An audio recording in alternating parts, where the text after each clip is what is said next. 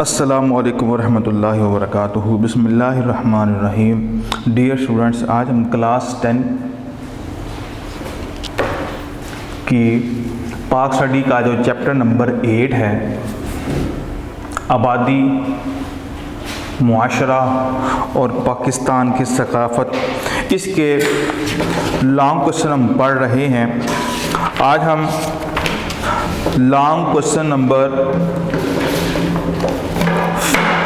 6 پڑھیں گے۔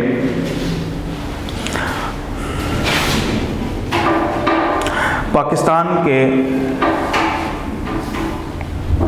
اہم معاشرتی مسائل کی وضاحت کریں۔ پاکستان کے جو معاشرتی مسائل ہیں نا، ان کی ہم نے آج وضاحت کرنی ہے کہ کون کون سے پاکستان کو معاشی مسائل کا سامنا کرنا پڑ رہا ہے۔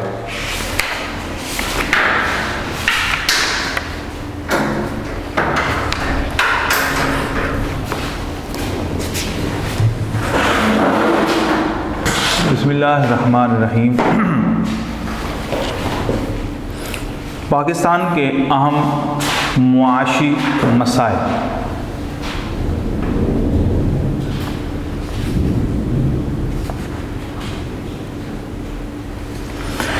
پاکستان ایک اسلامی فلاحی ریاست ہے۔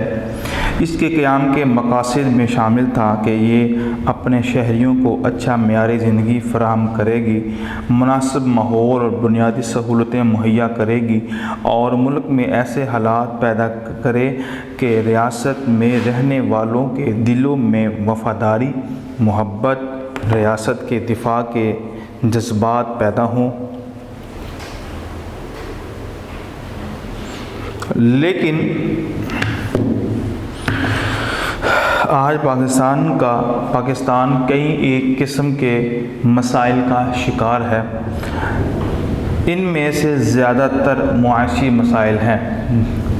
پاکستان کے چند اہم معاشی مسائل درج ذیل ہیں، یعنی کون کون سے پاکستان کے معاشی مسائل ہیں۔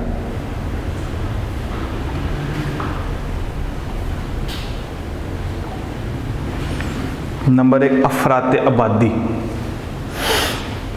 پاکستان میں افراط آبادی زیادہ ہونے کی وجہ سے فی کس آمدنی پر انتہائی منفی اثرات مرتب ہو رہے ہیں۔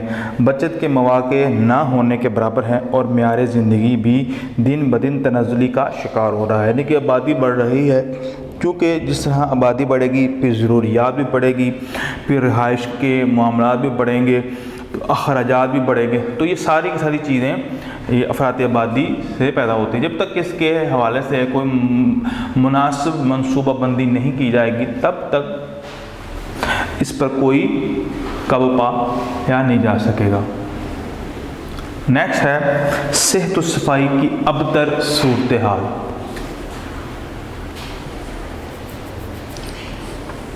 پاکستان میں صحت و صفائی کی صورتحال انتہائی ناقص ہے۔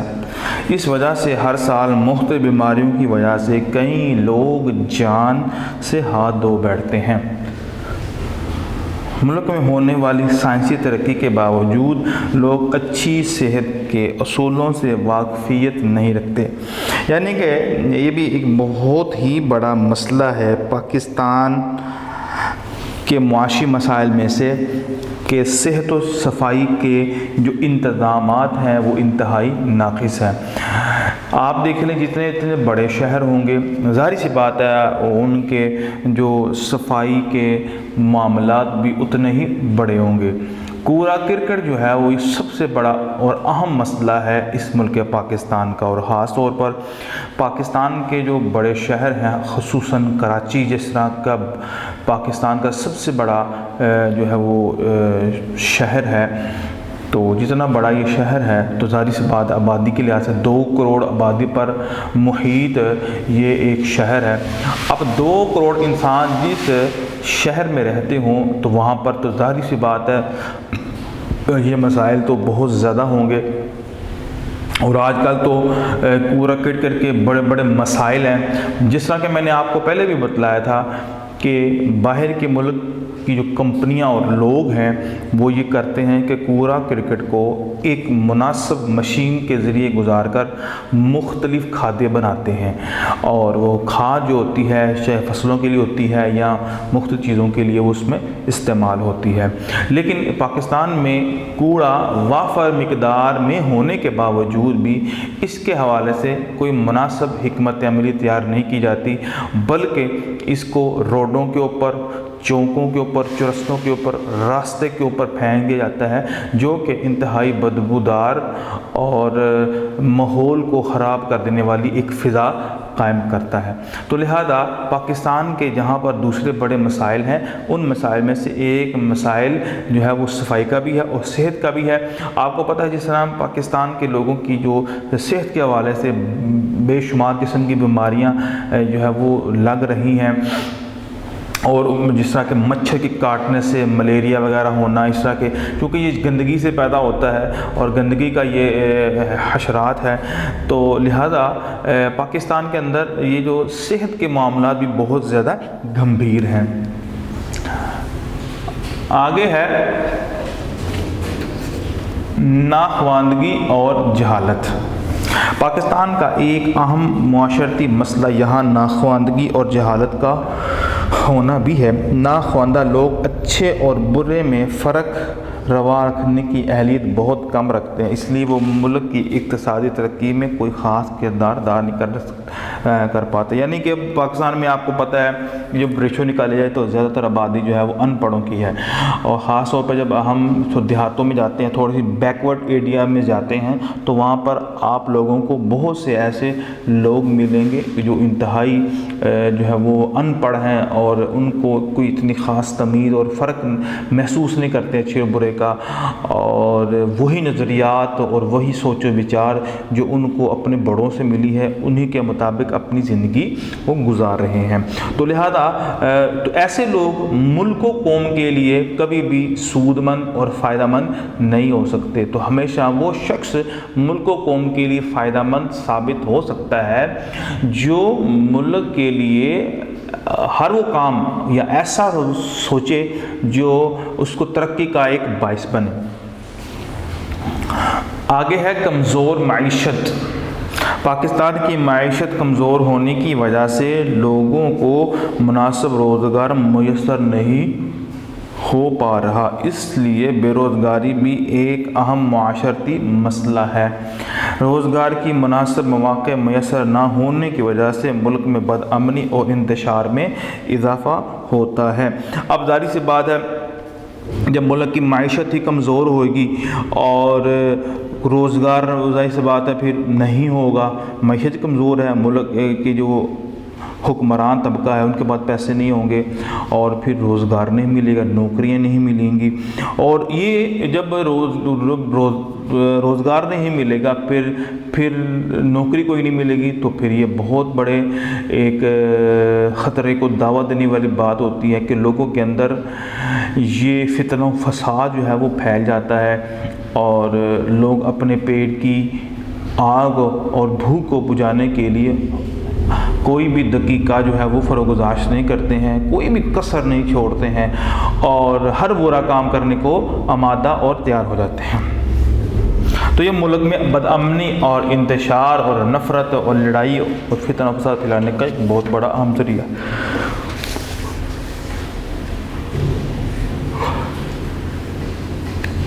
نیکسٹ ہے غربت و افلاس۔ غربت و افلاس بھی ایک اہم مسئلہ ہے۔ اس کا سبب ہمارے ملک پاکستان میں روزگار کے مناسب مواقع میسر نہیں ہے۔ ظاہر سی بات ہے جب معیشت ہی خراب ہے تو پھر روزگار بھی نہیں ملے گا، جب روزگار نہیں ملے گا اور لوگوں کی جو اکثریت ہے وہ غربت اور افلاس کی چکی میں پستی رہے گی، اور غربت کی وجہ سے معیار زندگی گرتا جا رہا ہے۔ جو ایک سٹیٹس ہوتا ہے نا لوگوں کا، زندگی گزارنے کا ڈھنگ ہوتا ہے، اور ظاہر سی بات ہے جن کے پاس پیسے نہیں ہیں، جن کے پاس روزگار ہی نہیں ہے، تو ان کا طرز معاشرت کس طرح کا ہوگا؟ وہ کبھی بھی ایسے لوگ ملک و قوم کے لیے فائدہ مند نہیں ہو سکتے ہیں، کارگر ثابت نہیں ہو سکتے ہیں، بلکہ ہو سکتا ہے کہ وہ اوروں کے اعلی کار بن جائیں۔ اس معاشرتی مسئلے کے حل کے لیے نئی ملازمتیں پیدا کرنا اور بہترین وسائل مہیا کرنا ناگزیر ہے۔ تو یہ بھی بڑا مشکل ہے کہ نوکریاں جو ہے وہ لے کے آنا، ملازمتوں کا آنا، کوئی ایسے کام جس سے وہ شخص اپنا روزگار کما سکیں اور غربت کی لکیر سے تھوڑا سا اوپر آ جائیں، تو لہذا یہ بھی ایک بہت بڑا مسئلہ ہے۔ آگے ہے دولت کی غیر مساوی تقسیم۔ پاکستان میں ایک طبقہ جو سرمایہ کار ہے، جس نے لوگوں کے خون کو چوس کر اپنی جیبیں بھری ہیں اور کبھی بھی لوگوں کا فائدہ اس نے نہیں سوچا ہے، ہمیشہ اپنے فائدے کی ہی لالچ اور تمہ میں رہتا ہے۔ دولت کی غیر مساوی تقسیم کی وجہ سے بھی ہمارے ملک میں کئی مسائل پیدا ہو رہے ہیں۔ امیر امیر تر اور غریب غریب تر ہوتا جا رہا ہے، یعنی کہ یہ دولت کی جو تقسیم ہے یہ بھی بڑے عجیب و غریب انداز سے ہو رہی ہے کہ مال ان کو ملتا ہے جن کو ضرورت نہیں ہوتی ہے، اور جن کو ضرورت ہوتی ہے وہ بیچارے ایسے بھوکے رہ جاتے ہیں اور بغیر پیسے کے رہ جاتے ہیں۔ تو مال جب تک صاحب حق تک نہ پہنچے تب تک یہ معاملہ حل نہیں ہوگا۔ آگے ہے طبقاتی کشمکش کا خاتمہ۔ پاکستان میں معاشرتی انصاف نہ ہونے کے برابر ہے۔ معاشرتی انصاف سے بھائی چارے کی جو فضا پیدا ہوتی ہے، اس سے امیر و غریب اور طبقاتی کشمکش کا خاتمہ ہو جاتا ہے۔ اس طبقاتی کشمکش میں مثبت تعمیری جذبہ پیدا نہیں ہو رہا ہے۔ اب دیکھیں کچھ خاص طبقے ہیں جن کو خاص طور پر نوازا جاتا ہے اور انصاف کا بول بالا نہیں ہو رہا ہے۔ ایک طبقے کے لیے قانون کچھ اور ہیں، دوسرے طبقے کے لیے قانون کچھ اور ہے، یعنی کہ امیر کے لیے قانون اور ہیں اور غریب کے لیے قانون اور۔ اگر امیر کوئی جرم اور کوئی گناہ کرتا ہے تو اس کو ذلیل و خوار نہیں کیا جاتا اور نہ ہی اس کو تنگ کیا جاتا ہے، اور جب کوئی یہی کام اگر کوئی ماڑا بندہ کر لے یا غریب بندہ کر لے تو اس کو پھر ذلیل و رسوا کر دیا جاتا ہے۔ علاقائی تعصبات۔ پاکستان 5 صوبوں پر مشتمل ایک فلاحی ریاست ہے۔ غربت اور استحصالی ماحول سے لوگوں میں علاقائی تعصب پسندی کا جذبہ فروغ پا رہا ہے۔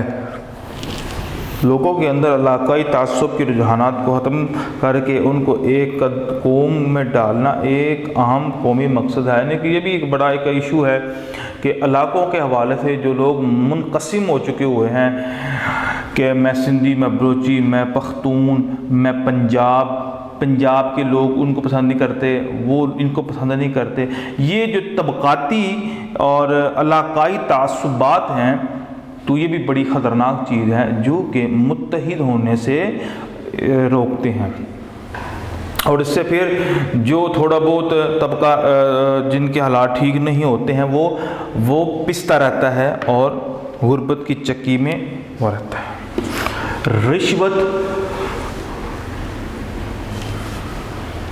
رشوت ستانی با اقربا پروری، یہ کیا ہوتی ہے؟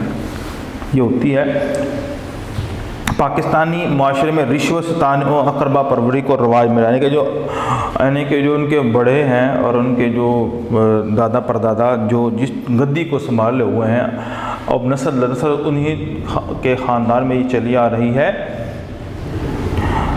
معاشرتی انصاف نہ ہونے کی وجہ سے اس برائی نے پورے پاکستانی معاشرے کو جکڑ رکھا ہے۔ علماء وقت پر لازم ہے کہ اس معاشرتی برائی کے خاتمے کے لیے اپنا مثبت کردار ادا کریں۔ اقربا پروری ہے نا، یہ بڑی ہی خطرناک بیماری ہے کہ جو خاص طور پر ان لوگوں کے اندر پائی جاتی ہے جن کے دادا پردادا خاندانی طور پر انہوں نے سمجھا ہوتا ہے کہ ہمیں اللہ کی طرف سے یہ سیڈ ملی ہے، اور پھر اس کا وہ بھرپور ناجائز جو ہے وہ استعمال کرتے ہیں۔ غرباء کے حق مارنا اور لوگوں کی زمینیں چھیننا، قبضہ کرنا، سلب کرنا اور اس طرح کے بہت سی دوسری چیزیں جن کا جو استعمال کر کے جو اپنے سے نیچے طبقہ ہے ان پر ظلم و ستم کرنا۔ سیاسی انتشار۔ جمہوریت معاشرتی انصاف اور لوگوں میں اتحاد و یگانگت کی علامت ہے۔ پاکستان میں ایک سیاسی انتشار ہے، اس سے لوگوں میں جذبہ ہمدردی، صبر، برداشت اور ترقی کے لوازمات ختم ہو کر رہ گئے ہیں۔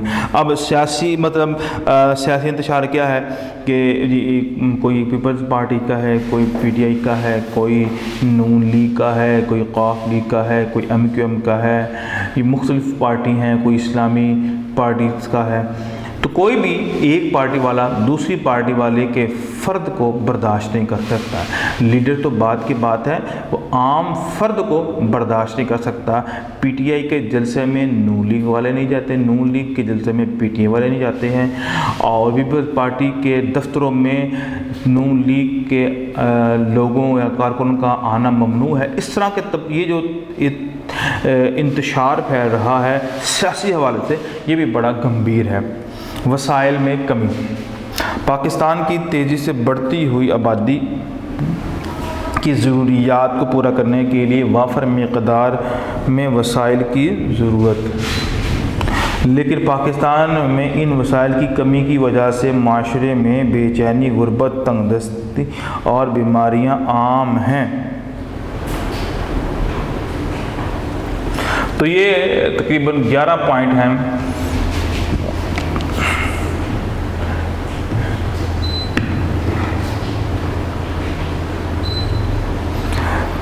کہ جن میں یہ بتایا گیا ہے کہ پاکستان کے جو اہم مسائل ہیں معاشرتی، تو وہ 11 پوائنٹ پر محیط ہیں۔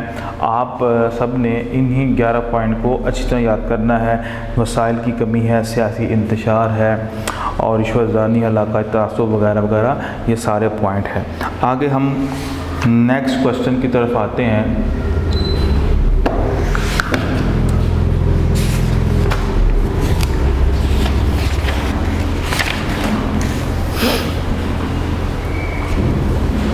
پاکستان میں غیر مسلم اقلیتوں کے کردار کی وضاحت کریں۔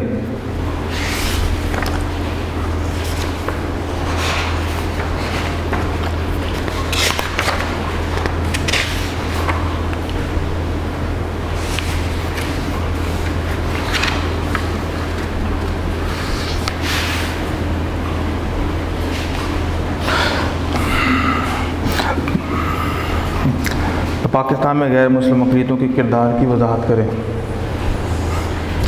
غیر مسلم اقلیتوں کا کردار۔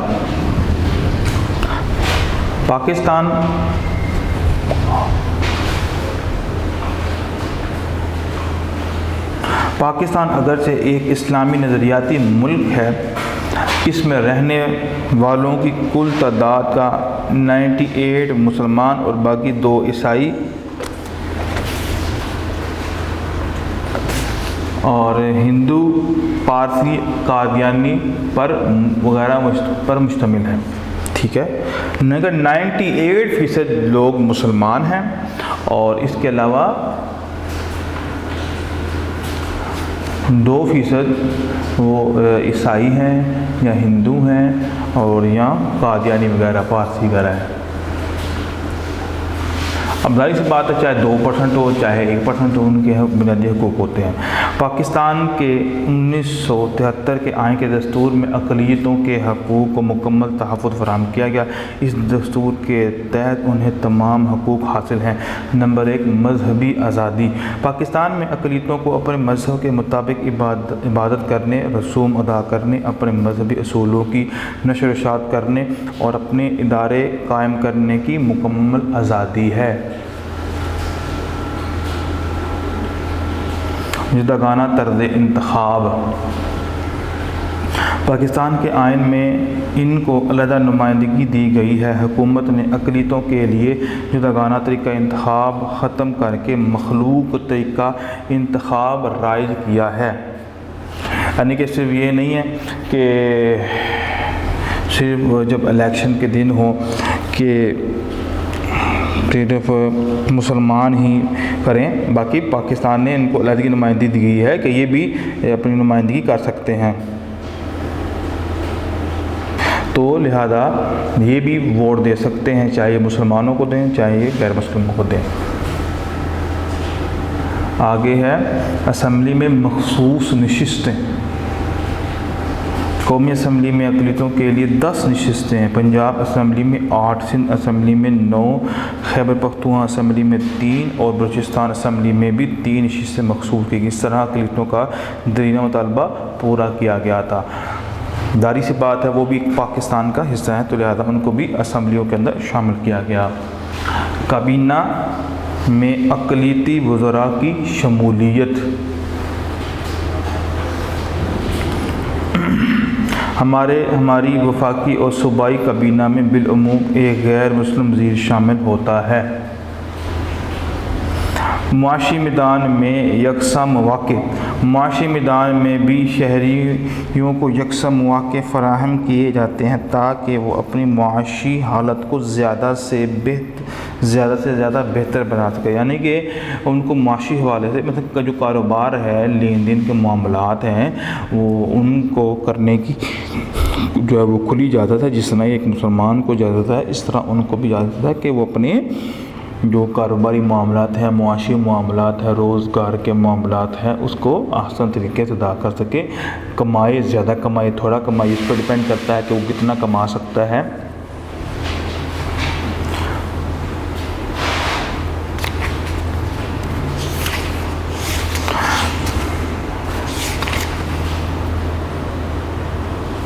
آگے ہے، اب ہم قائد اعظم کی زبان سے ان کے ارشادات کی روشنی میں اقلیتوں کے حقوق کے بارے میں پڑھتے ہیں۔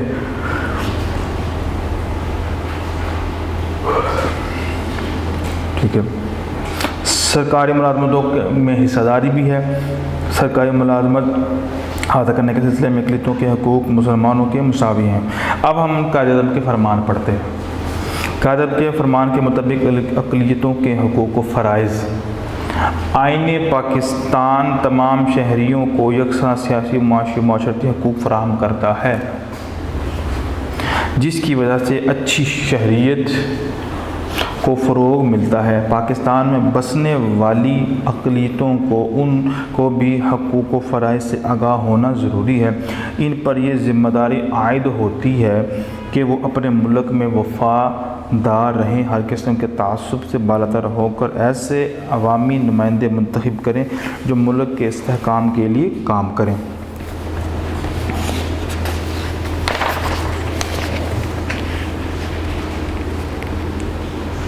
آگے ہے قائد اعظم رحمۃ اللہ علیہ کا اقلیتوں کے حوالے سے فرمان۔ 11 اگست 1947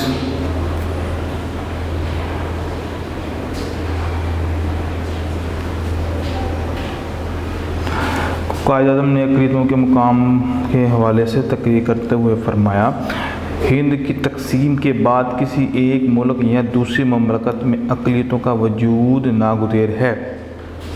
آپ میں سے ہر شخص خواہ اس ملک کا پہلا شہری ہے یا دوسرا یا آخری، سب کے حقوق مراعات اور فرائض مساوی ہیں۔ کہ یہ نہیں ہے کہ اگر وہ مسلمان کنٹری ہے تو اس میں جو فیصلہ ہمیشہ صرف مسلمانوں کے حق میں ہوگا، نہیں، بلکہ عدل و انصاف کی بنیاد پہ ہوگا۔ جو بھی حق پہ ہوگا اسی کے حق میں فیصلہ کیا جائے گا۔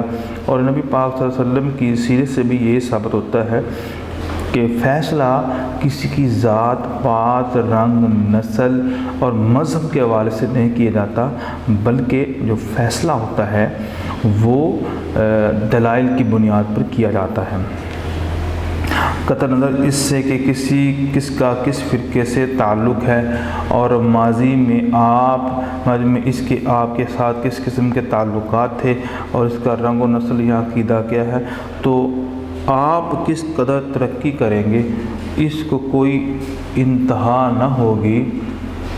اس مملکت پاکستان میں آپ آزاد ہیں، اپنے مندروں میں جائیں، اپنی مساجد میں جائیں یا کسی اور عبادت گاہ میں جائیں، آپ کا کسی مذہب، ذات پات یا عقیدت سے تعلق ہو، کاروبار، مملکت، اس سے کوئی واسطہ نہیں ہے، یعنی کہ اپنے مذہب پر آپ قائم رہیں، آپ پر کوئی زبردستی نہیں ہے، آپ پر کوئی قید نہیں لگائی جا سکتی، ٹھیک ہے۔ اس میں آپ کاروبار کریں، لین دین کے معاملات کریں، اپنے مذہب میں کے حوالے سے پکے رہیں، مسجد میں جائیں اور مندروں میں جائیں یا جو ہے وہ چرچ میں جائیں، جہاں پر جائیں آپ کو بنیادی حقوق اور رائٹس جو ہے وہ آپ کے ہیں۔ ہندوستان کا انگلستان سے موازنہ، قائد اعظم نے فرمایا جیسا کہ آپ کو تاریخ کے حوالے سے علم ہوگا کہ انگلستان میں کچھ عرصہ قبل حالات اس سے بھی ابتر تھے کہ جیسے آج ہندوستان میں پائے جاتے ہیں۔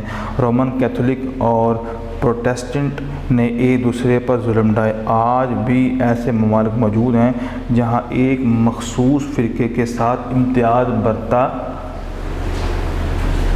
جاتا ہے، اس پر پابندیاں عائد کی جاتی ہیں۔ اللہ کا شکر ہے کہ ہم ایسے حالات اور ایسے زمانے کا سفر کا آغاز کر رہے ہیں کہ جب اس طرح کی تفریق روا نہیں رکھی جاتی۔ ہم اس بنیادی اصول کے ساتھ ابتدا کر رہے ہیں کہ ہم سب ایک ملک کے یکساں شہری ہیں۔ تو کسی بھی طبقاتی تفریق کے علاوہ اور کسی بھی ایک گروہ کی پشت پناہی کے علاوہ اور بغیر کسی ایک گروہ کو نوازے بغیر، ٹھیک ہے، صرف ایک بات سوچنی کہ تمام اس ملک کے باشندے ہیں، کوئی سے فرق نہیں پڑتا، ٹھیک ہے، کوئی کس ذات سے تعلق رکھتا ہے، ایک ملک کا باسی ہونے کے حوالے سے تمام برابر ہے۔ ایک صحافی کا قائد اعظم سے سوال، ایک صحافی نے قائد اعظم سے سوال کیا کہ آپ گورنر جنرل کی حیثیت اقلیتوں کے بارے میں ایک مختصر سا بیان دے سکتے ہیں؟ قائد اعظم نے جواب دیا، اس وقت تو میں ایک نامزد گورنر جنرل ہوں۔ ایک لمحے کے لیے یہ فرض کر لیتے ہیں کہ 15 اگست 1939 میں واقعی پاکستان کا گورنر جنرل ہوں گا۔ اقلیتوں کا تحفظ،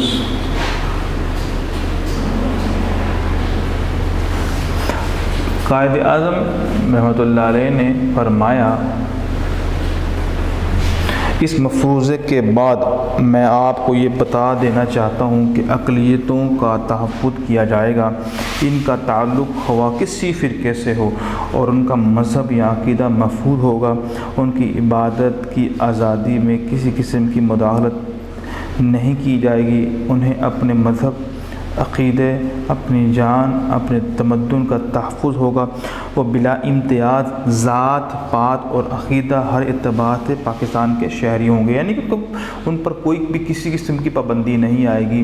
اگر ان کو مذہبی تہوار ہیں، ٹھیک ہے، وہ ایک مخصوص جگہ پر وہ جس طرح مرضی اس کو منائیں، ان کو کبھی بھی جو ہے وہ روکا نہیں جائے گا۔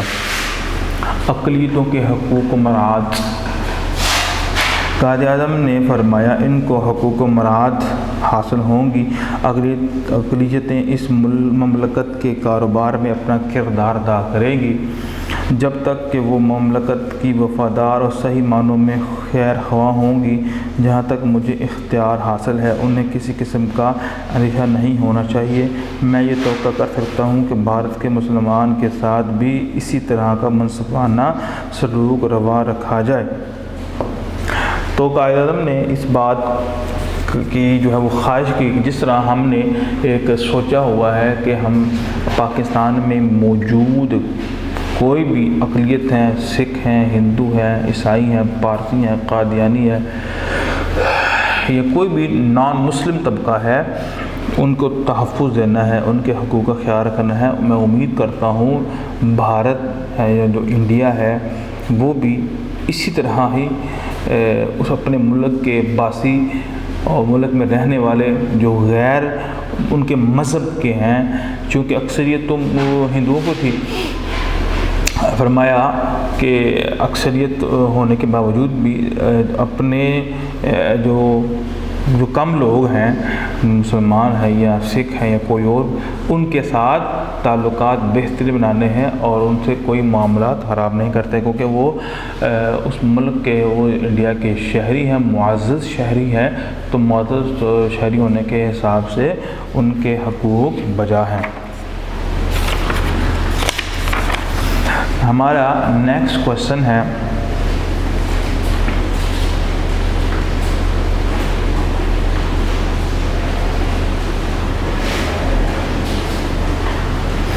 علاقائی ثقافتی مماثلتیں ذریعہ یکجہتی اور یگانگت وضاحت کریں۔ علاقائی جو ثقافتی میں جو قدر مماثلت ہے، ملتی جلتی ہیں، یہ ایک ذریعہ ہے یکجا ہونے کا اور ایک ہونے کا۔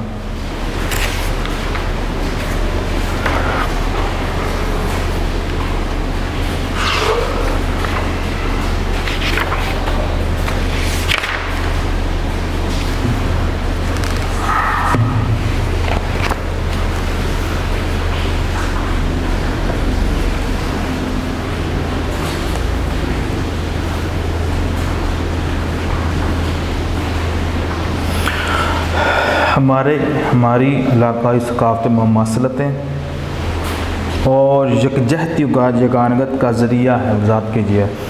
اسلامی اقدار کے اثرات۔ پاکستان کے علاقائی ثقافتوں پر جنوبی ایشیا میں پروان چڑھنے والی اسلامی اقدار کے اثرات نمایاں ہیں۔ مسلمانوں نے جنوبی ایشیا کے لوگوں کو ایک نیا طرز زندگی دیا جس میں مساوات، بھائی چارہ، اخوت، معاشرے، شرعی انصاف اور سچائی جیسی اقدار کو مرکزی حیثیت حاصل ہے۔ ان نئی اسلامی اقدار نے ذات پات کے نظام میں جکڑے ہوئے مقامی باشندوں کو بہت متاثر کیا اور تھوڑے ہی عرصے میں اسلام جنوبی ایشیا کے کونے کونے میں پھیل گیا۔ آج یہی علاقائی ثقافتی مماثلتیں ذریعہ یکجہتی اور یگانگت ہیں۔ پاکستان پائیدار اور ٹھوس استحکام، اتحاد، یکجہتی اور یگانگت کا علمبردار ہے۔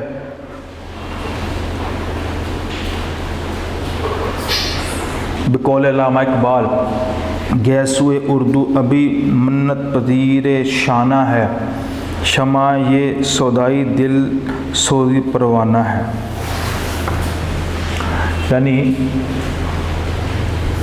جو پاکستان کی جو ثقافت ہے، اس کے اوپر جنوبی جو ایشیا کے اوپر جو چڑھنے والی اسلامی رنگ ہیں، اس کے اثرات موجود ہیں کہ انہوں نے ان کے اندر آپس میں بھائی چارہ ہے، اخوت ہے، رواداری ہے، پیار و محبت ہے، وغیرہ وغیرہ۔ تو یہی وہ وجہ ہے جس کی وجہ سے ان کے اندر آپس میں جو تعلقات ہیں وہ بہتر ہیں۔ صوبائی ثقافتیں۔ پاکستان کے چاروں صوبوں کی اپنی اپنی ثقافتیں ہیں جو ان کی صوبائی ثقافتیں کہلاتی ہیں۔ یعنی کہ ہر صوبے کا جو ثقافت کلچر جو ہے وہ ڈیفرنٹ ہے۔ پنجاب کے لوگوں کا، ٹھیک ہے، یہاں پر جو زیادہ تر دیہاتی کلچر ہے، ٹھیک ہے، زیادہ تر۔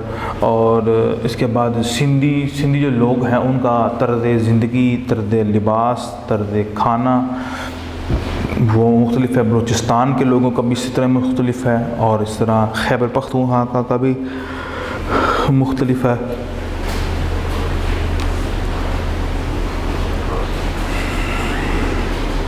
یہاں بسنے والوں کے رسم و رواج اور بود و باش کے طریقے میں کافی حد تک تہذیبی فرق موجود ہے، یعنی کہ تہذیب کے حوالے سے فرق موجود ہے، لیکن وقت گزرنے کے ساتھ ساتھ علاقائی اور زبان کے فرق کے باوجود ثقافتیں ایک دوسرے میں کسی حد تک ضم ہو کر پروان چڑھ رہی ہیں۔ ان کے آج جو ثقافتیں ہیں وہ آپس میں مل رہی ہیں اور مل کر ایک خوبصورت سی ایک ثقافت اور کلچر ایک پروان چڑھ رہا ہے۔ مختلف علاقوں میں رہنے کے باوجود لوگوں میں ایک دوسرے کی قربت کا احساس پایا جاتا ہے، یعنی کہ مختلف علاقے مختلف صوبوں میں رہنے کے باوجود بھی اگر کوئی کراچی میں رہتا ہے تو سیالکوٹ میں کوئی مسئلہ ہوتا ہے تو کراچی میں رہنے والا پاکستانی اس کے دل کے اندر سیالکوٹ میں رہتے ہوئے کسی شخص کو مسئلہ ہو تو وہاں پر اس کی پریشانی ہوتی ہے۔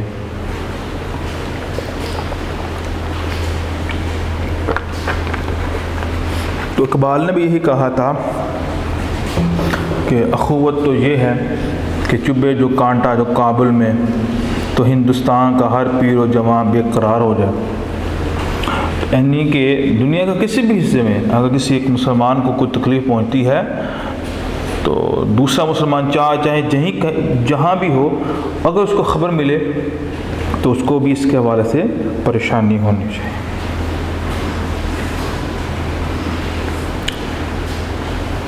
جو ان میں آپس میں جڑے رہنے کی شعوری بیداری کو فروغ دیتا ہے، جس سے یگانگت اور یکجہتی کا جذبہ فروغ پاتا ہے اور قومی تشخص مضبوط ہوتا ہے، جسے بجا طور پر حوصلہ افزا کہا جا سکتا ہے۔ مسلمان حکمرانوں کا دور۔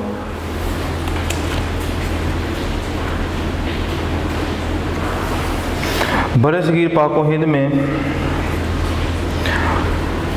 مسلمان حکمران کے دور میں علم و ادب، موسیقی، مصوری، تعمیرات، خطاطی، لسانیات نے خوب ترقی کی۔ ان شعبوں میں مسلمان فنکاروں کے کارہائے نمایاں اور ہمارا ثقافتی ورثہ ہے اور ان کے حوالے سے ہماری پہچانا جاتا ہے، یعنی کہ یہ وہ ثقافتی ہیں ان وجہ سے ہمیں جو ہے پہچانا جاتا ہے۔ برادرانہ احساسات۔ پاکستان میں رہنے والے لوگوں کی علاقائی نسبت میں فرق پایا جاتا ہے۔ علاقائی طور پر لوگ پنجابی، سندھی، پٹھان، بلوچ کہلانے کے باوجود آپس میں ایک دوسرے کے لیے برادرانہ احساس رکھتے ہیں۔ یعنی اب دیکھیں سمپل سی بات ہے کہ پنجاب کے اندر رہنے والے لوگ ان کی زبان بھی مختلف ہے، ان کا طرز زندگی بھی مختلف ہے، کھانے کا انداز بھی مختلف ہے، لباس بھی مختلف ہے۔ سندھیوں کا بھی اسی طرح ہے، پٹھانوں کا بھی بالکل اسی طرح ہے، بلوچوں کا بھی بالکل اسی طرح ہے، مختلف ہے۔ لیکن اس کے باوجود بھی ہمدردی، پیار، محبت اور اخوت سب کے دل کے اندر ایک دوسرے کے حوالے سے ہے۔ اور وہ کیوں ہے؟ کیونکہ اکثریت کا جو مذہب ہے وہ اسلام ہے اور اسلام ہمیں اس چیز کا درس دیتا ہے۔ دین اسلام بھی ان لوگوں میں وحدت کا ماحول قائم کرتا ہے۔ اقبال کا شعر بھی ہے، فرد ربط قائم ملت سے تنہا کچھ نہیں، موج ہے دریا میں اور بیرون دریا کچھ نہیں۔ تعلیمی نظام۔ ہمارا تعلیمی نظام اور تعلیمی اداروں میں پڑھائے جانے والے مضامین اور موضوعات بھی ثقافتی مماثلتوں پر توجہ مرکوز کرنے کا باعث ہیں۔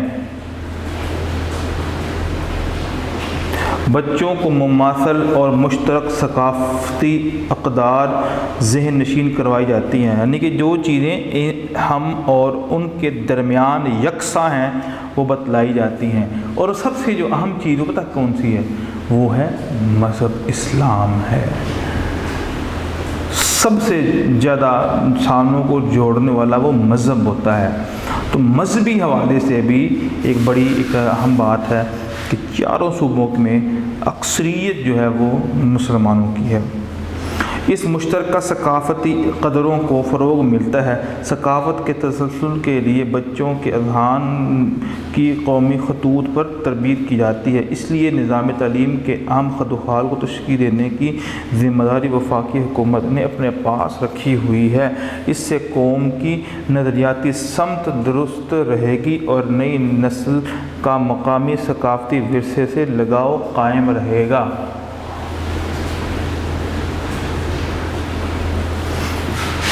آگے ہے علاقائی صوفیانہ شاعری اور ادبی۔ مماثل ثقافتی ورثہ کے ذریعہ اظہار کے لیے ہماری علاقائی صوفیانہ شاعری اور ادب بھی قابل ذکر ہے۔ ہمارا تعلیمی نظام اور اس اور پڑھائے جانے والے مضامین اور موضوعات بھی ثقافتی مسائلوں پر توجہ مرکوز کرنے کا باعث ہیں، جو تمام علاقوں کے ادب میں یکساں طور پر موجود ہے۔ تصوف، انسانیت، صلح و انصاف، محبت اور باہمی تعاون کا درس قومی اور صوبائی زبانوں کے ادیبوں اور شاعروں کی تحریروں میں ملتا ہے۔ صوفی شعراء کا کردار۔ صوفی شعراء جیسے سلطان باہو، بلے شاہ، وارث شاہ، ٹھیک ہے، یہ پنجاب سے ہیں۔ شاہ عبداللطیف بھٹائی سرمست یہ سندھ سے ہیں۔ رحمان بابا یہ خیبر پختونخوا کے پٹھانوں سے ہیں، اور گل خان نصیر یہ بلوچستان سے یہ شامل ہیں۔ ان سب بزرگوں نے محبت، الفت، اخوت کا ایک جیسا سبق دیا ہے۔ یوں لگتا ہے کہ ایک ہی پیغام ایک ہی بزرگ نے مختلف زبانوں میں دیا ہے، یعنی کہ اصل میں بات پتہ کیا ہے، ان سب کا جو مذہب ہے وہ ایک ہے، وہ ہے اسلام ہے۔ تو جس نے اسلام کو پڑھا ہوتا ہے پھر وہ اسی طرح ہی آگے لوگوں تک وہ پیغامات پہنچاتا ہے۔ تو لہذا ان سب بزرگان دین کا مذہب بھی ایک تھا، اس لیے ان کا جو درس تھا اور ان کا جو سبق تھا وہ بھی ایک تھا۔ یوں لگتا ہے کہ ایک ہی پیغام ایک ہی بزرگ نے مختلف زبانوں میں دیا ہے۔ اس طرح بنیادی طور پر ثقافت کی مماثلت کا رنگ ہی ابھرتا ہے۔ آگے مقامی ذرائع ابلاغ۔ ہمارے ذرائع ابلاغ بھی مماثل اور متنوع ثقافتی عناصر کے اظہار کا ذریعہ ہے۔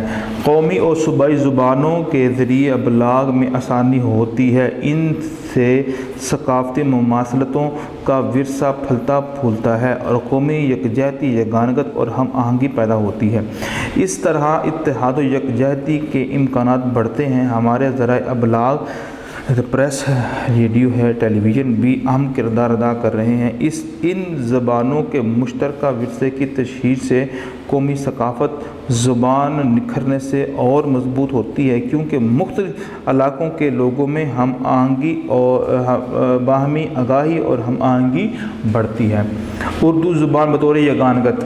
اردو ہے جس کا نام ہمیں جانتے ہیں داغ، سارے جہاں میں دھوم ہماری زبان کی۔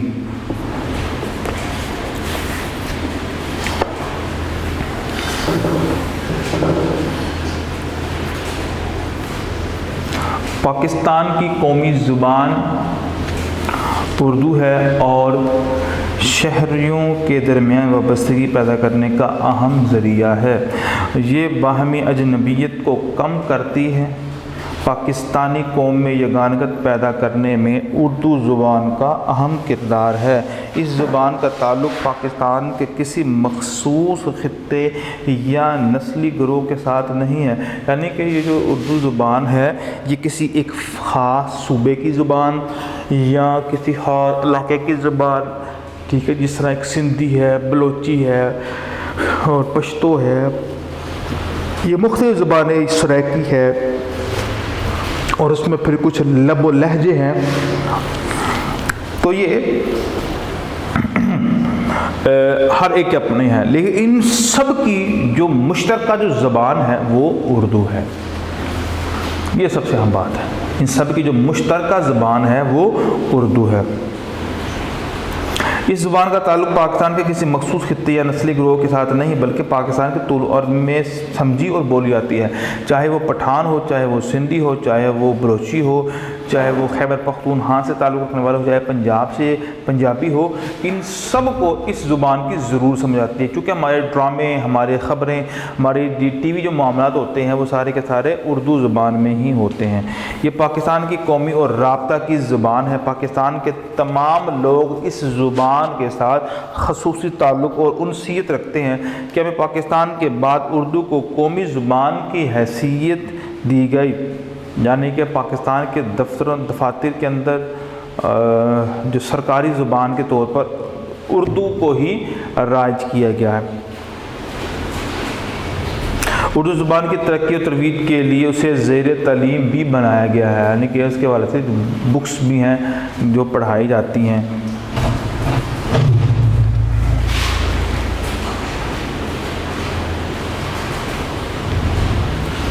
وفاقی اردو یونیورسٹی کا قیام اردو کے فروغ میں خصوصی مقام رکھتا ہے، یعنی کہ اسپیشل اردو، تاکہ اردو کی طرف لوگوں کا رجحان رہے اور اردو کو فراموش نہ کرے، تو اس کے حوالے سے یونیورسٹی بھی تعمیر کی گئی ہے۔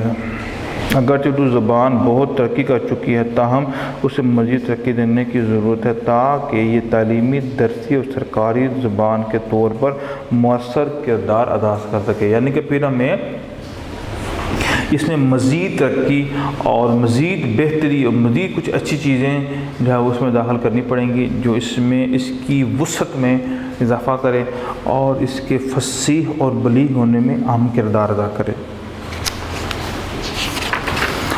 نیکسٹ کویسچن ہے،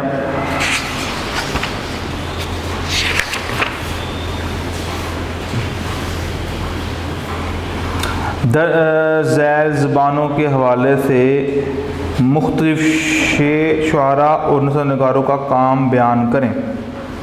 پہلے ہم دیکھتے ہیں ہر زبانوں کے حوالے سے وہ کون کون سی ہیں۔ بلوچی ہے، پشتو ہے اور کشمیری ہے۔ ان تین زبانوں کے اندر جو بھی شعراء ہیں، ادیب ہیں، ان کا کام جو ہے وہ ہم نے پڑھنا ہے۔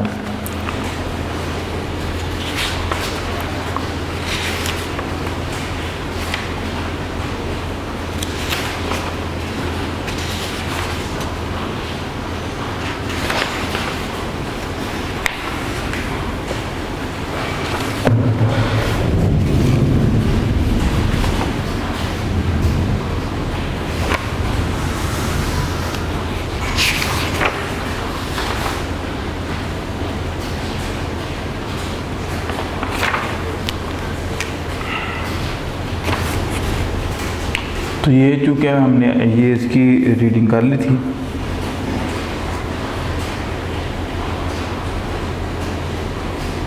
یہ حاصل ہوتا ہے۔ پشتو کا سب سے پہلا شاعر امیر کروڑ کو تسلیم کیا گیا۔ یہ غزنوی دور کا اہم ترین شاعر تھا جو 1000 سال پہلے پیدا ہوا۔ امیر کروڑ نے خالص پشتو زبان استعمال کی۔ تصوف کے لیے ملازمت اور دولت خان بھی معروف شعراء ہیں۔ تو شاعر یہ ہیں، ٹھیک ہے، جو مشہور شاعر ہیں اس کے حوالے سے۔ باقی تمام زبانوں کی طرح پشتو ادب بھی دوسری زبانوں کے اثرات قبول کرتا گیا اور اس کی حیت میں بھی تبدیلی اور استحکام پیدا ہوا۔ محققین تذکرۃ الاولیاء کے نام سے ایک کتاب دریافت کی ہے جو 1200 صفحات کی ضخیم تصنیف ہے۔ اس میں حمد اور نعت کے اشعار موجود ہیں جو دور کی شاعری کی نمائش کرتی ہے۔ تو یہ ایک کتاب ہے جس میں پشتو زبان کے اندر شعر موجود ہیں۔ غیاث الدین بلبل کی عہد حکومت میں شیر شاہ سوری کے دور حکومت میں قصیدہ اور مدح کی اصناف پشتو شاعری کا حصہ بنی اور 14 صدی میں آخر تک پشتو ادب کافی حد تک دوسری زبانوں کے اثرات قبول کر چکا تھا اور عربی اور فارسی الفاظ تراکیب میں شامل ہو چکے تھے۔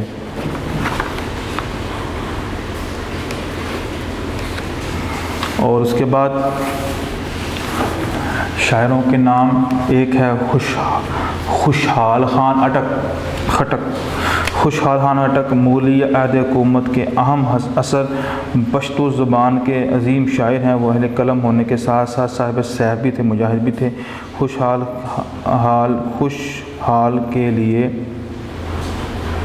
وہ لمحات قابل مسرت ہیں جب تلواروں اور زرہوں کی چھٹکار نغمہ ریز ہوتی ہے۔ اس کے کلام میں عشق حقیقی، مجازی رزم و بزم، اعلیٰ اخلاق، حری شجاعت اور اولوالعزمی اور عالی ظرفی کے موضوعات زیادہ نمایاں ہیں۔ علامہ اقبال خوشحال خان خٹک کے بعد افکار کو اردو میں نظم کیا ہے۔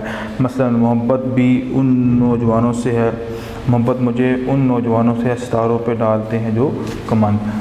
اور اگلا شاعر ہے رحمان بابا۔ پشتو زبان کے دوسرے بڑے شاعر رحمان بابا ہیں۔ یہ فقیر صفت شاعر ہیں، ہمیشہ عشق و تصوف میں ڈوبے رہتے تھے اور یہی ان کی شاعری کے موضوع بھی تھے۔ ان کے نزدیک یہی تخلیق کائنات کا مقصد ہے۔ ان کے کلام میں محبت الہی کا کیف و سرور ملتا ہے۔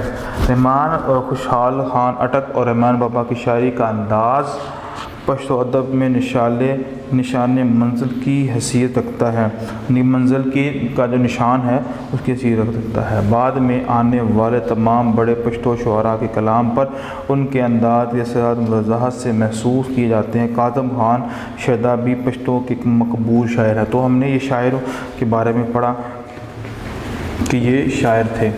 آگے ہم نثر کے بارے میں پڑھتے ہیں۔ نثر نگار پشتو کا نثری ادب۔ پشتو کے نثری ادب کا ارتقاء 20ویں صدی میں شروع ہوا۔ قیام پاکستان کے بعد پشتو نثر نے جدید رجحانات کو قبول کیا اور پشتو کے معروف قلم کاروں نے سوانح، افسانہ نویسی، ڈرامہ نگاری، قواعد زبان اور لغت کے مرتب کرنے میں پشتو زبان کی اہم خدمات انجام دی۔ پشتو نثر میں عبدالحلیم شرر، محمد نواز خان خٹک، نادر خان، مولانا عبدالقادر خان، امیر حمزہ، اجمل خٹک اور سمندر خان قابل ذکر ہیں۔ اس کے علاوہ پشتو زبان میں میر احمد شاہ سواتی کو شمس العلماء کا خطاب دیا گیا ہے۔ تو یہ تھے کچھ وہ لوگ جنہوں نے شاعری کے اندر اور نثر نگاری کے اندر کام کیا ہے، اور ان کا کام بھی ہم نے آپ کے سامنے ذکر کیا ہے۔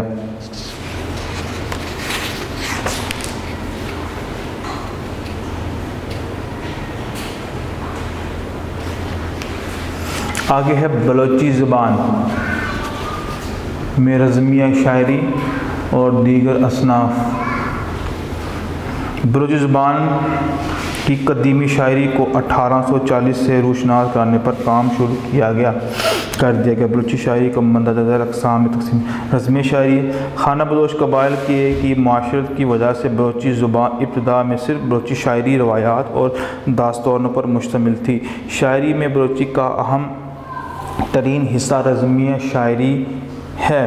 اس کے موضوعات میں جرأت و بے باکی، ہمت و شجاعت، جاہ و جلال اور غیرت کے ساتھ ساتھ بردباری، مربت اور جوانمردی بھی شامل ہے۔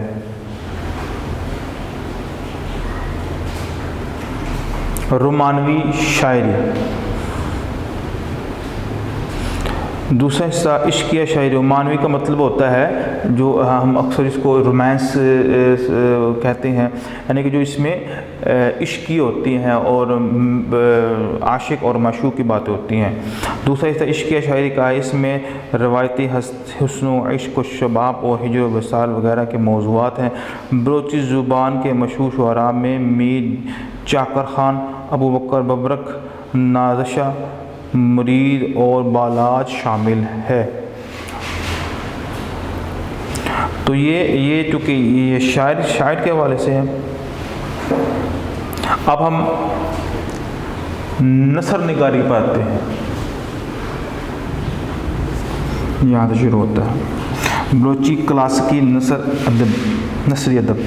بلوچی ادب کے کلاسیکی نثر کے سلسلے میں میر چاکر خان، حسن زندو، پیرنگ وگران، نازشہ اور مریدھانی اور شیر کمسر مری کی کتب زیادہ فراہم ہیں۔ بلوچی ادب انگریزی دور اقتدار میں انگریزوں کے عہد حکومت میں بلوچی شاعری تخلیق ہوئی۔ اس میں تصوف اور بلند اخلاقی اقدار کے علاوہ انگریزوں سے نفرت کے عنوانات یہاں پر موجود ہے۔ زیادہ اہم ہے اس دور کا بلند پایہ شاعر مست توکلی ہے، جس کی شاعری اخلاقیات تصوف پر مشتمل ہے۔ تو یہ تھا بلوچی نثر نگاری۔ تو بلوچی جو شاعر تھے اور اس کی نثر نگاری بھی تھی، وہ ہم نے آپ کے سامنے رکھ دی ہے۔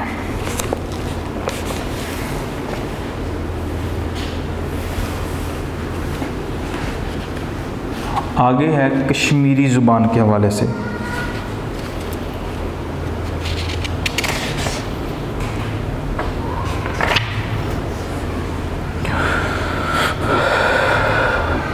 مشہور اس کے جو لہجے ہیں، پہلے ہم اوپر پڑھتے ہیں۔ جدید تحقیق کے مطابق کشمیری زبان کا تعلق وادی سندھ کی قدیم زبانوں سے ہے۔ کشمیری زبان کا زیادہ تر علاقہ آزاد کشمیر اور مقبوضہ وادی ہے۔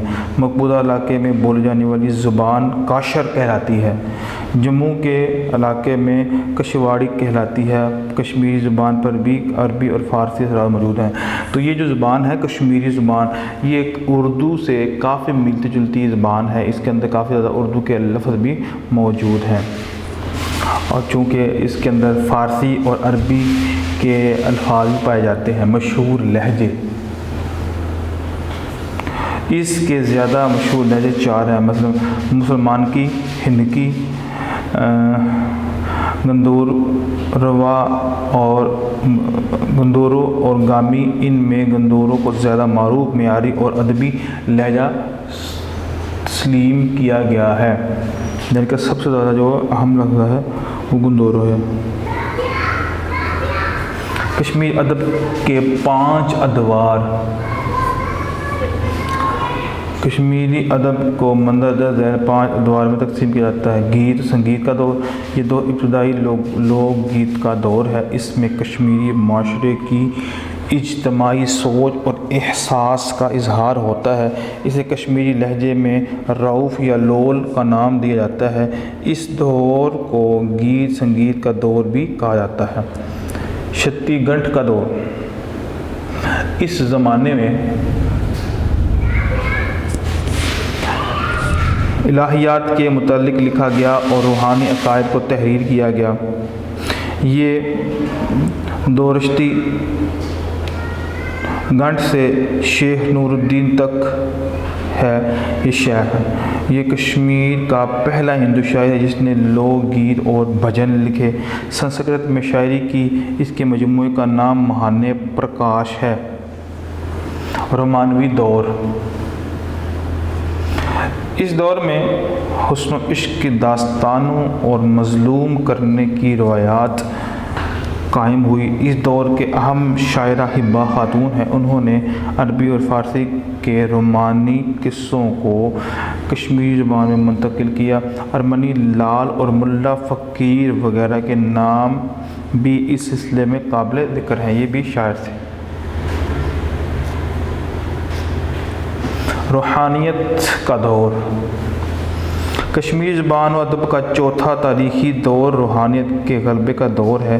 اس دور کے روح رواں محمود گامی تھے۔ فارسی کے آمیزش سے اس دور پر روحانی اثر غالب ہے۔ محمود گامی کی شاعری اور انداز کشمیری زبان کا معروف اور جدید لہجہ ہے۔ تو یہ بھی جو محمود گامی ہیں یہ بھی کشمیری زبان کے بہت بڑے شاعر تھے۔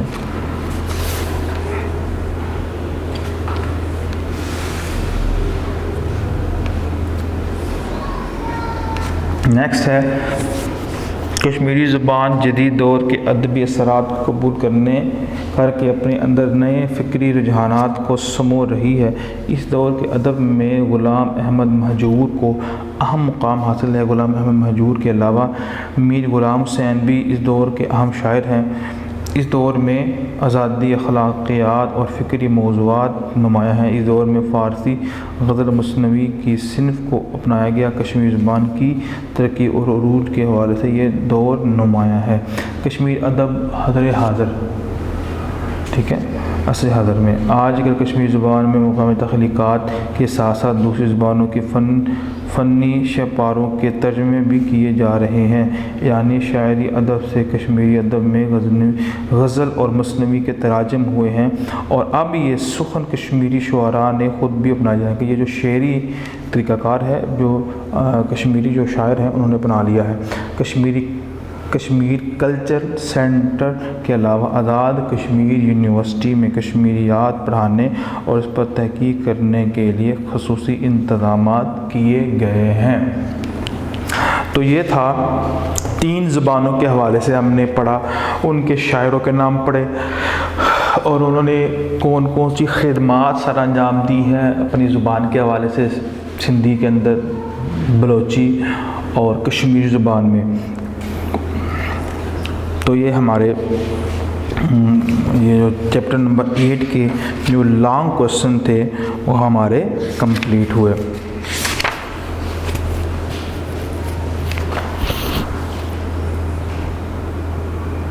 ویڈیو پسند آئی تو لائک کریں، اپنی رائے کمنٹ کریں۔ ایسے ہی مزید ویڈیوز کے لیے ہمارا چینل سبسکرائب کریں اور بیل کا آئیکن دبائیں تاکہ آپ کو ہر ویڈیو کا نوٹیفیکیشن ملتا رہے۔